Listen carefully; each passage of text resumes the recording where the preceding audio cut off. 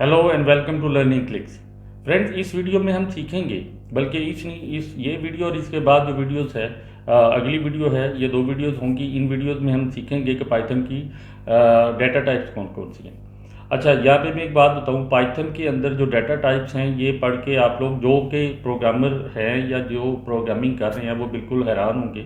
Python के अंदर इतनी शानदार डाटा टाइप्स हैं कि शायद वो दूसरी प्रोग्रामिंग लैंग्वेज को अगर देखें तो उनको वो बिल्कुल ही फजूल लगे, क्योंकि आगे पाइथन का जो डेटा साइंस का जो कॉन्सेप्ट है या आर्टिफिशियल इंटेलिजेंस का है, उसके अंदर जब आप ये यूज़ करते हैं, या NumPy इसका एक मॉड्यूल है जिसमें मैथमेटिकल कैलकुलेशन वगैरह होती हैं, उसके अंदर जब इन डाटा टाइप्स को हम यूज़ करते हैं तो फिर इसकी पावर का पता चलता है। तो पावर के हवाले से ये पाइथन की जो डाटा टाइप्स हैं ये बहुत पावरफुल है और इनमें बहुत बड़ा बड़ा डाटा भी स्टोर कर सकते हैं।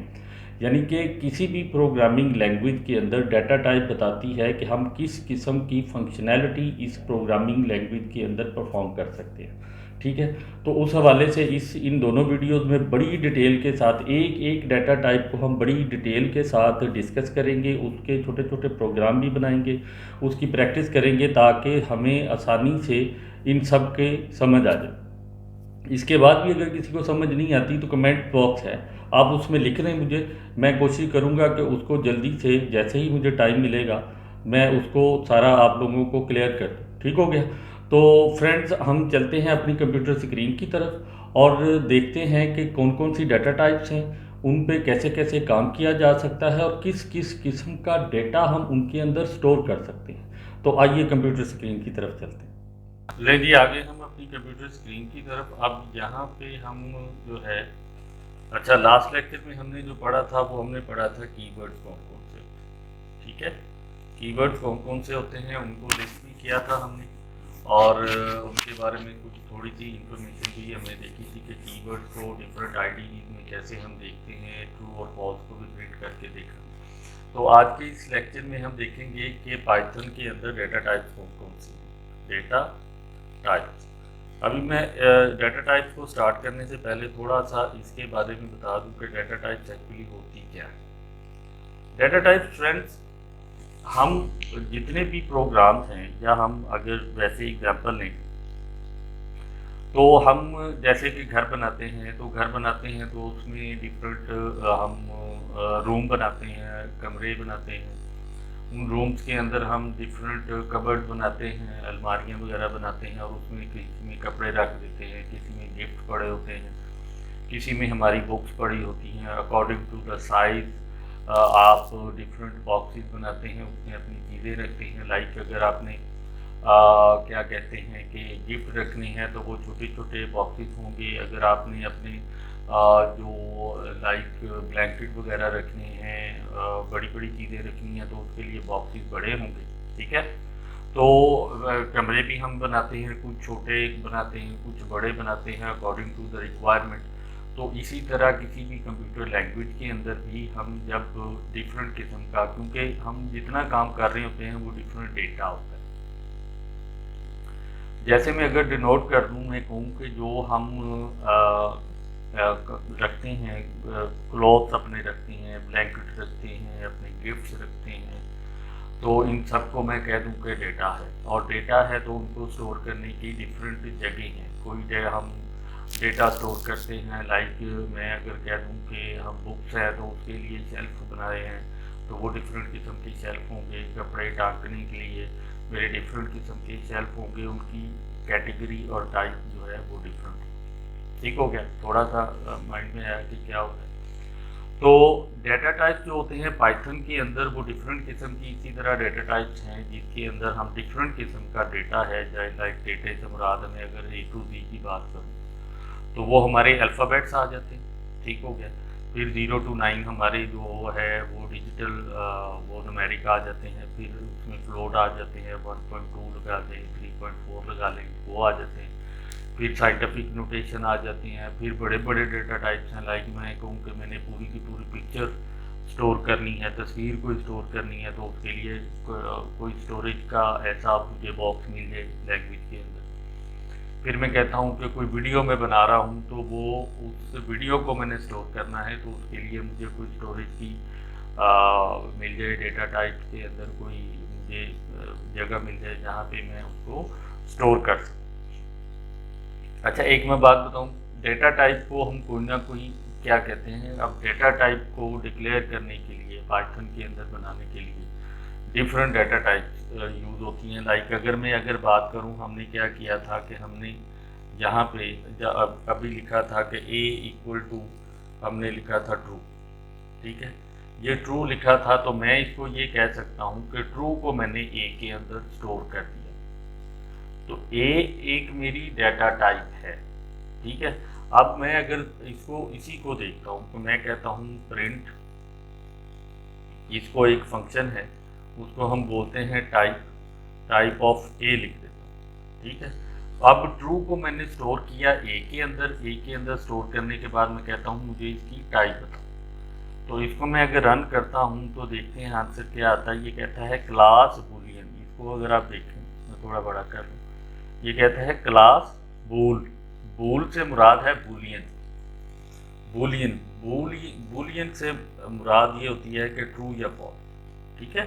बूलियन मीन ट्रू और फॉल्स, तो ये ट्रू या फॉल्स को कंटेन करती है, ठीक है। तो इसी तरह अगर मैं a इक्वल टू कर दूँ से के 10 कर दूँ, ठीक है। अब मैं इसको अगर रन करता हूँ प्रोग्राम को, तो ये आ जाता है क्लास इंटीजर, ठीक है। तो इंटीजर जैसे मैंने कहा जी नंबर्स वगैरह होते हैं, ठीक है, तो ये वो दे देते हैं।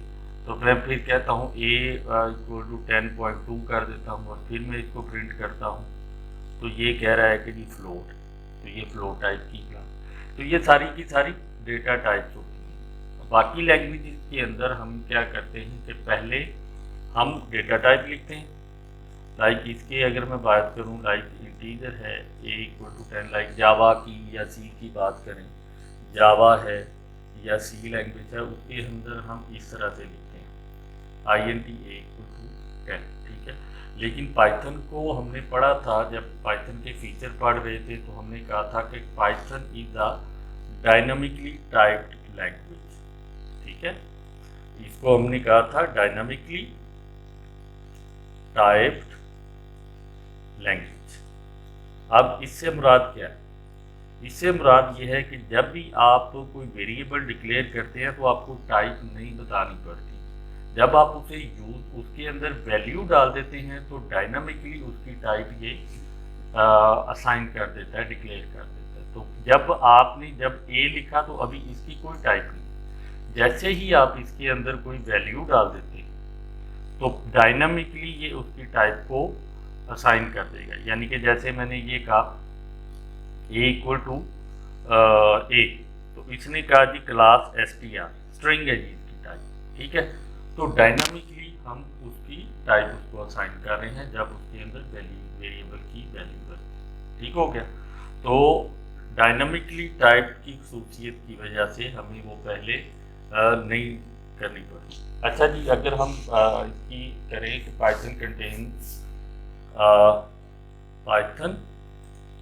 contains these इनबिल्ट मतलब पाइथन के अंदर जो बनाई गई इनबिल्ट डेटा टाइप, ठीक है। उसको अगर मैं लिस्ट करूं तो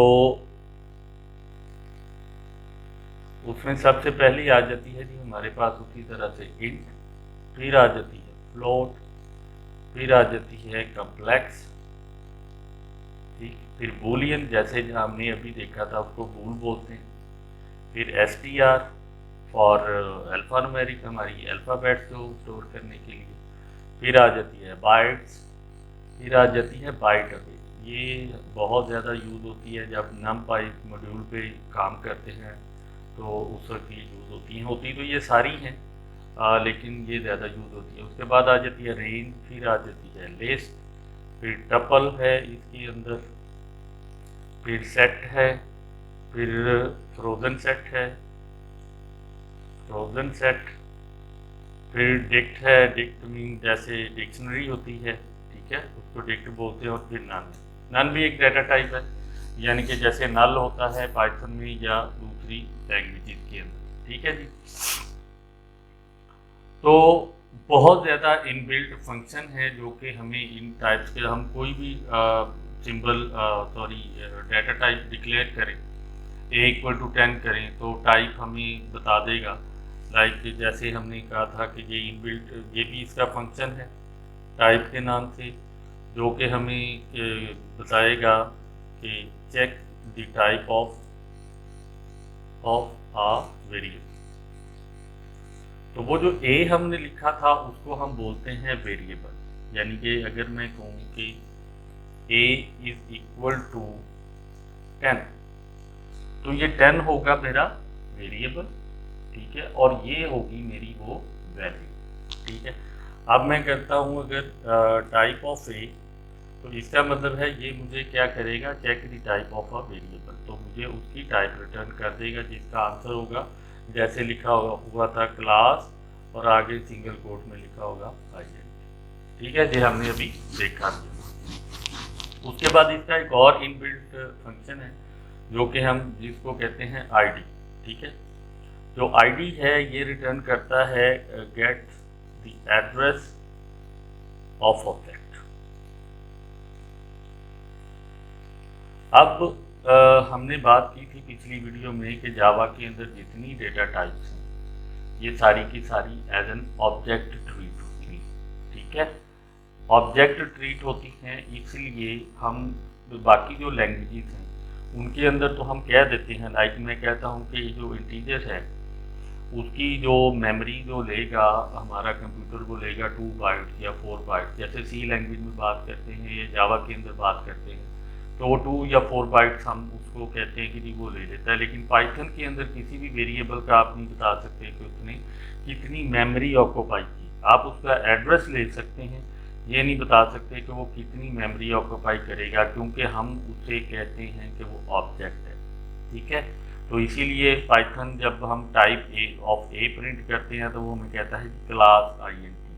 तो क्लास से मुराद है कि कोई ना कोई वो ऑब्जेक्ट है, तो ऑब्जेक्ट की हम मेमोरी नहीं बता सकते कि वो कितनी मेमोरी ले रहा है। हाँ, उसके एड्रेस तक पहुंचा जा सकता है, वो है जी आईडी। अच्छा, इसको प्रैक्टिस करके देख लेते हैं कि अगर मैं उसको कहता हूँ, ये तो टाइप ऑफ ए किया था, फिर मैं कहता हूँ प्रिंट आईडी ऑफ ए, ठीक है। इसको एग्जीक्यूट करके देखते हैं, रन फर्स्ट, तो ये उसने उसका मेमोरी एड्रेस भी दे दिया, ठीक है। तो ये उसका मेमोरी एड्रेस है, ठीक है। तो ये दोनों चीज़ें इनबिल्ट फंक्शन है जो कि यूज़ होते हैं। इसको तीसरा हमने प्रिंट है, वो तो हमने देख लिया कि प्रिंट क्या करता है, ठीक है। तो पाइथन के अंदर हमने कहा कि जो हर चीज़ है वो सारी की सारी ऑब्जेक्ट्स होते हैं, ठीक है। तो इसलिए हम इसका ये नहीं कह सकते कि इंटीजर 2 बाइट लेगा या फ्लोट है वो कितनी बाइट लेगा, ये इसका इंटरनल मैकेनिज्म है।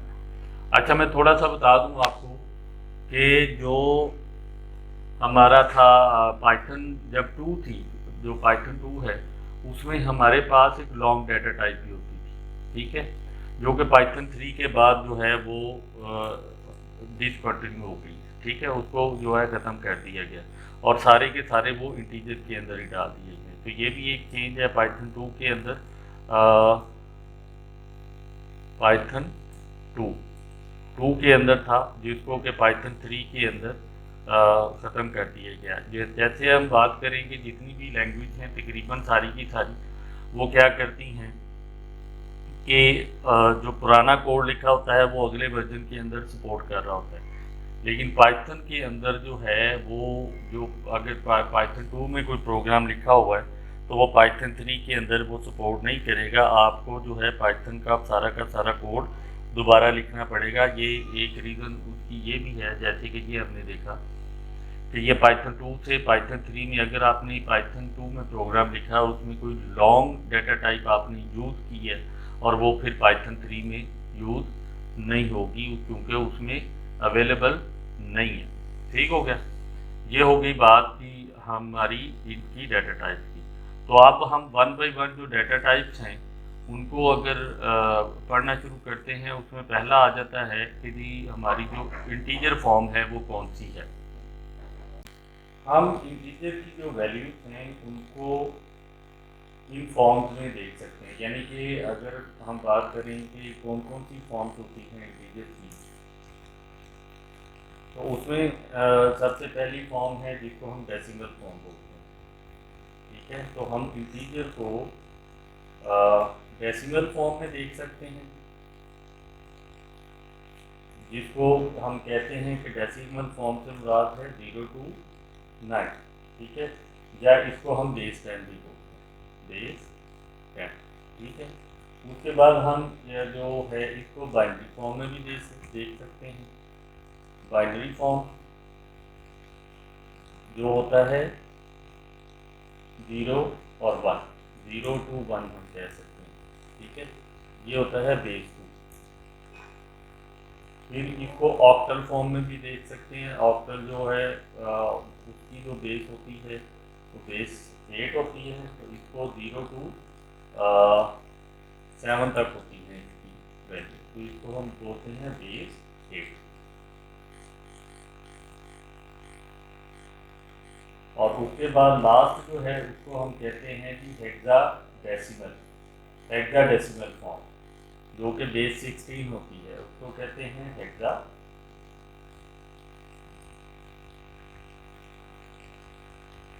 Hexadecimal form. तो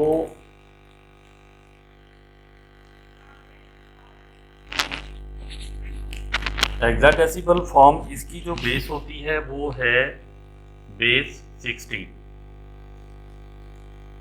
ठीक है, यानी कि अगर हम अब इनकी 1 by 1 अगर हम एग्जांपल देखें तो डेसिमल की तो हम देख चुके हैं, जैसे हमने कहा कि a = 10 है।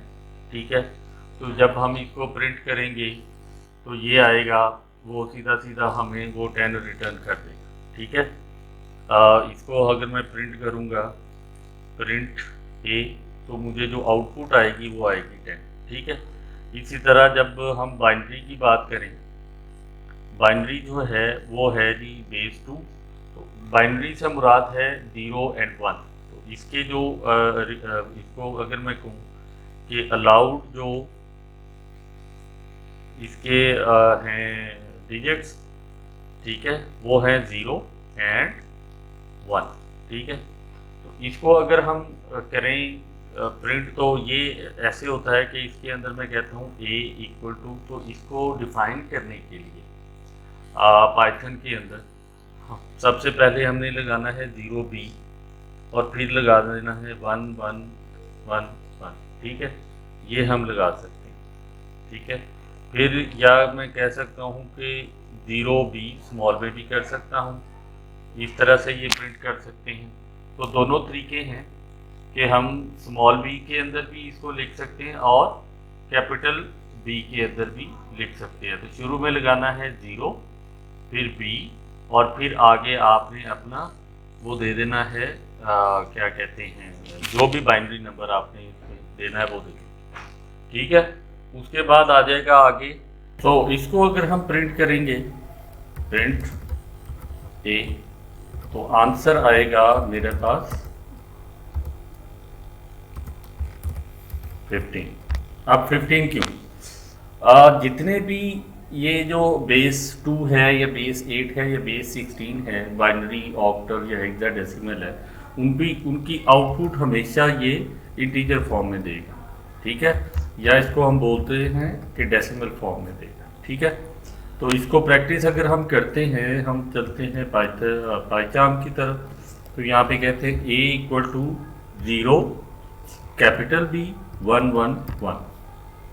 ठीक है, और इसको अगर मैं प्रिंट करता हूँ प्रिंट a, तो देखते हैं वैल्यू क्या देता है। ये वैल्यू देगा 15। ये देखें आंसर दे रहा है 15। ठीक है, तो इसको अगर स्मॉल भी कर देते हैं तो फिर भी आंसर देगा 15।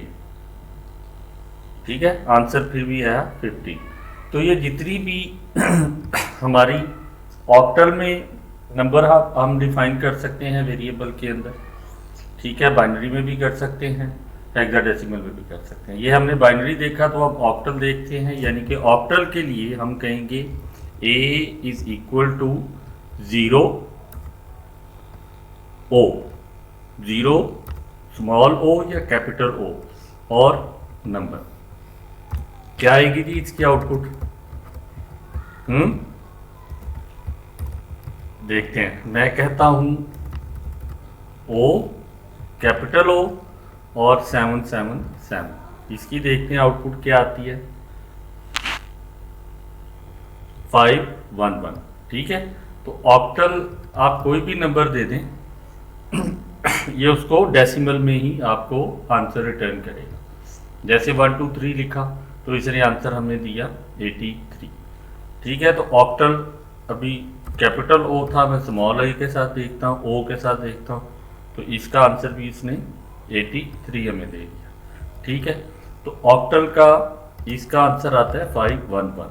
ठीक है, फिर हेक्साडेसिमल की बात करें तो हेक्साडेसिमल में हम ये करते हैं कि x लिखते हैं, यानी कि बेस 16 है, इसके जो डिजिट्स होते हैं, डिजिट्स, इसके डिजिट्स की बात करें तो वो 0 to 7 लिखा था, इसके जो डिजिट होते हैं वो होते हैं 0 to f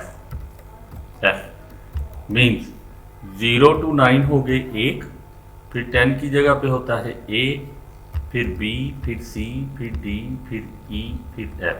यानी कि अगर मैं कहूँ कि ये टोटल 16 डिजिट होते हैं, 1 2 3 4 5 6 और 10 वो 0 to 9 10 वो बन गए, तो टोटल 16 डिजिट होते हैं।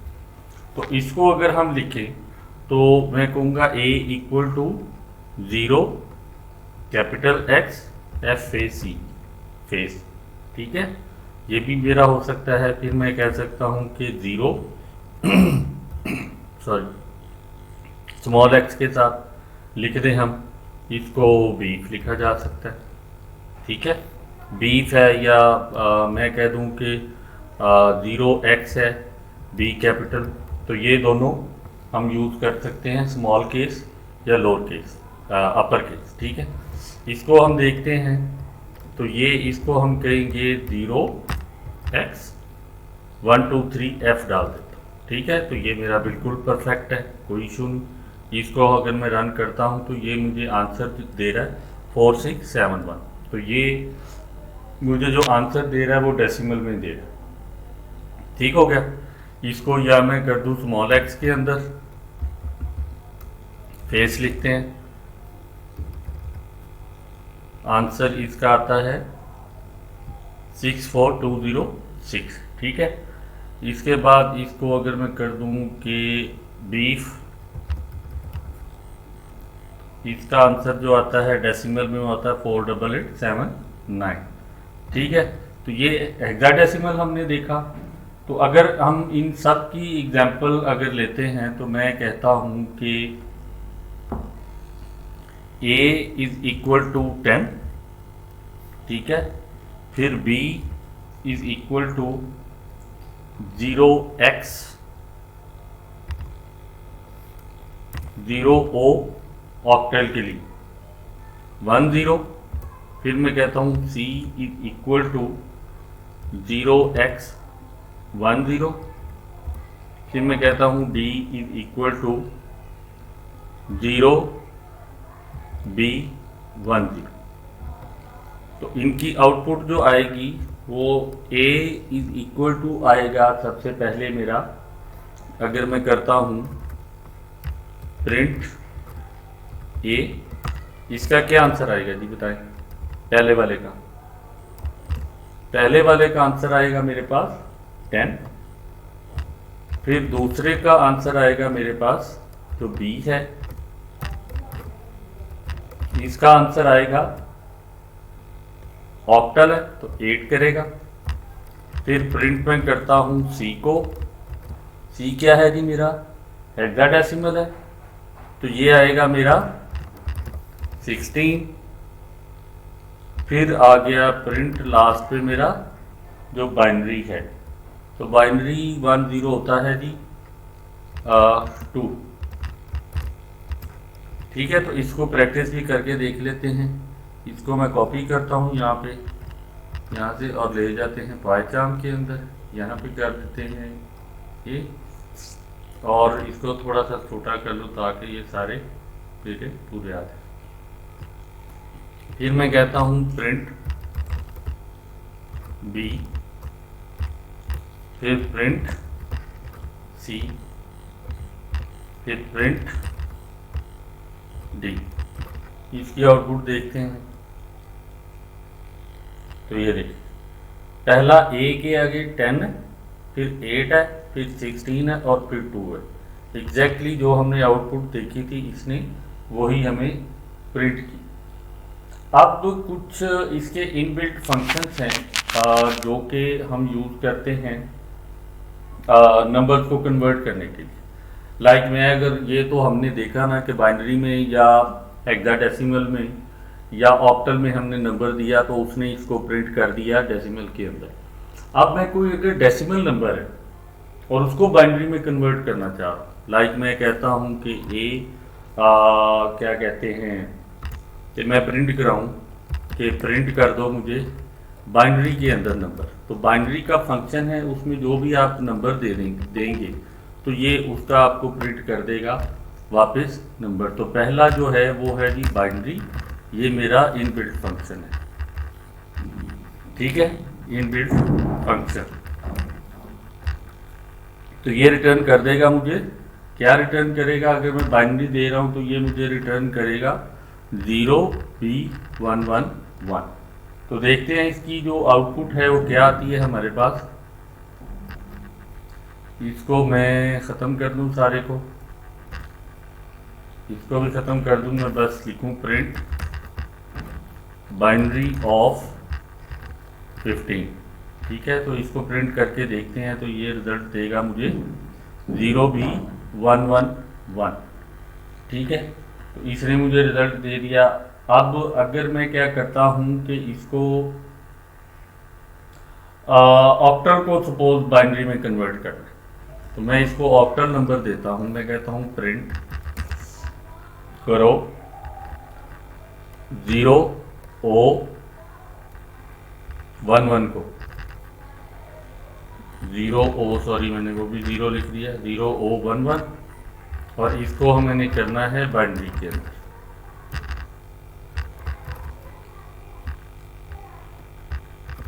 इसका देखते हैं अब प्रिंट आउटपुट क्या आती है। रन किया और ये इसने दिया 0B1001। फिर मैं हेक्साडेसिमल नंबर को देता हूँ बाइनरी के अंदर, print 0x binary of 0x10। इसकी आउटपुट देखते हैं रन करके, तो ये आ गया 0B1000। तो ये तो होगी बाइनरी कन्वर्जन जो हम कर रहे हैं। उसके बाद अगर ऑक्टल कन्वर्जन करनी है तो उसके लिए भी हमारे पास जो फंक्शन है वो है ऑक्टल का, यानी कि जैसे ये बाइनरी था उसी तरह से ऑक्टल का फंक्शन है। उसमें हम स्क्रीन पे जाके डिफरेंट जो है वो देखते हैं। मैं फिर कहता हूँ कि इसको ऑक्टल ऑफ 10, फिर मैं कहता हूँ कि ऑक्टल कर दो मुझे बाइनरी के किसी नंबर को 0B1111, ठीक है। फिर मैं कहता हूँ मुझे ऑक्टल कर दो हेक्साडेसिमल के नंबर को। ये हमने किया ऊपर डेसिमल, सॉरी पहला डेसिमल का है, फिर हमने किया बाइनरी के नंबर को, फिर हम अब कर रहे हैं हेक्साडेसिमल के नंबर को 0x123। चलिए ये 123 कर लेते हैं, तो इसको रन करते हैं। तो ये मेरे पास आउटपुट आई पहली, ऑक्टल में उसने 010 को 12 किया, फिर उसने 0B जो बाइनरी नंबर था मेरा 111 उसको 17 किया, फिर जो 123 था उसका हेक्साडेसिमल में 443 किया। इसी तरह जो है अगला जो मेरा फंक्शन है वो है हेक्स का, HEX। तो इसमें भी नंबर हम देते हैं उधर इसी को अगर मैं कर दूं यहाँ पे हेक्स ऑफ 100, ठीक है। फिर मैं कह दूं ऊपर मैंने दिया सबसे पहले डेसिमल, फिर आ गया हेक्स ऑफ बाइनरी नंबर देना है 0B1111, कितने मर्जी दे दें, ये बाइनरी के हैं सारे। फिर मैं कह देता हूँ हेक्स ऑफ ऑक्टल दे देते हैं 0O12378, ठीक है जी। 8 नहीं आ सकता, ये इसलिए एरर दे रहा है क्योंकि ऑक्टल के जो नंबर होते हैं वो 7 तक होते हैं, तो इसको 3 कर देते हैं। इसको किया रन, तो ये उसने मुझे हेक्साडेसिमल में जो है आउटपुट रिटर्न कर दिया। तो ये आगे हमारी इंटीजर डाटा टाइप यहाँ तक कवर हो जाती है। यानी कि हमने इंटीजर डाटा टाइप में ये देखा कि एक तो इंटीजर डाटा टाइप जो है वो मेरे डेसिमल नंबर होते हैं बेस 0 to 9, ठीक है। बेस 10 जिसको बोलते हैं, डिजिट होते हैं 0 to 9, उसकी ये एग्जांपल है, ठीक है। उसके बाद हमने बाइनरी देखा जिसके जो डिजिट होते हैं 0 to 1 होते हैं और बेस 2 बोलते हैं उसके, ठीक है। उसकी एग्जांपल हमने देखी। फिर हमने जो है ऑक्टल की एग्जांपल देखी, ठीक है। 0 to 7 इसके डिजिट होते हैं और बेस 8 इसको बोलते हैं, उसकी एग्जांपल हमने देखी। फिर हेक्साडेसिमल डिस्कस किया, बेस 16 उसके जो डिजिट होते हैं वो 0 to F होते हैं, 0 to 9 10 ये बने, फिर A से लेके F तक 6 ये बने, तो टोटल 16 डिजिट होते हैं हमारे, ठीक हो गया जी। ये कवर होगी हमारी जो इंटीजर डाटा टाइप है वो। अगली जो डाटा टाइप है वो है जी हमारी फ्लोट डाटा टाइप, ठीक है। अब फ्लोट से मुराद ये है कि जो जैसे मैं कहूँगा 1.234 है, ठीक है, ये फ्लोट है। इसी तरह जो है यानी कि A इक्वल टू 1234 ये फ्लोट है। फिर मैं कह दूँ कि जी B इक्वल टू है 12.235, ये भी मेरा फ्लोट है। तो इसकी अगर हम एग्जांपल देखें तो इधर आते हैं, इस सारे को प्रिंट करते हैं। A इक्वल टू 1.234 और इसको मैं प्रिंट करता हूँ प्रिंट A, तो ये मुझे इसकी आउटपुट दे देगा फ्लोट में 1.234, ठीक है। अब इसके साथ साथ एक और चीज़ नोट करें कि हमारे पास होते हैं नंबर जो है यानी कि किस फॉर्म में, इसको बोलते हैं साइंटिफिक नोटेशन के अंदर, ठीक है। यानी कि उसमें हम कहते हैं कि like F equal to 1.2E3 ये नंबर है, यानी कि इसको हम कहते हैं 1200, यानी कि 1200 लिखना हो तो साइंटिफिक नोटेशन के अंदर इस तरह से लिखते हैं, तो वो भी इसके अंदर यानी कि कवर होता है। हम जो है E जो है ये स्मॉल भी हो सकता है और E जो है वो कैपिटल भी हो सकता है, तो ये दोनों की हमारी ये साइंटिफिक नोटेशन वाले नंबर बनेंगे, ये भी यूज़ होते हैं। इसको हम अगर देखें तो मैं कह रहा हूँ E3, ठीक है, तो इसको प्रिंट करते हैं, ये 1200.0 देगा, ठीक है। तो हम ये स्मॉल ई भी लिख सकते हैं और कैपिटल ई भी लिख सकते हैं।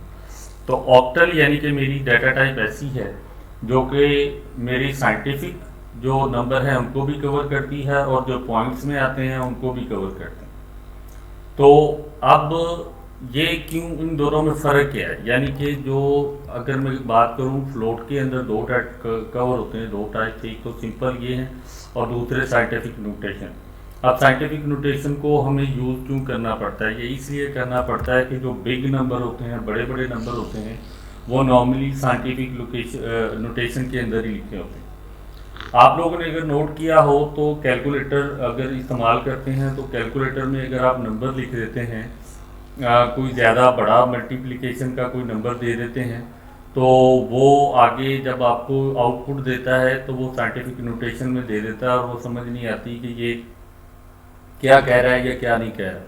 तो वो जो बड़े नंबर होते हैं उनको कैलकुलेटर ऑटोमेटिकली साइंटिफिक नोटेशन में ले जाता है। अच्छा, यहाँ बात एक मैं करूँ सबसे जो ज़रूरी है कि जैसे हमने ऊपर डिस्कस किया कि हेक्साडेसिमल है या ऑक्टल है या बाइनरी है, ये तीनों की तीनों डाटा टाइप फ्लोट के अंदर कवर नहीं होती। अगेन सुन ले कि जो हमारी ऑक्टल है, बाइनरी है या हेक्साडेसिमल है, ये तीनों जो डाटा टाइप्स हैं ये सारी की सारी सिर्फ हमारी इंटीजर डाटा टाइप से लिंक करती हैं, इसका फ्लोट के साथ लिंक नहीं होता। यानी कि अगर मैं आपको एग्जांपल दिखाऊं तो इधर मैं कहूं कि अगर a इक्वल टू क्या कहते हैं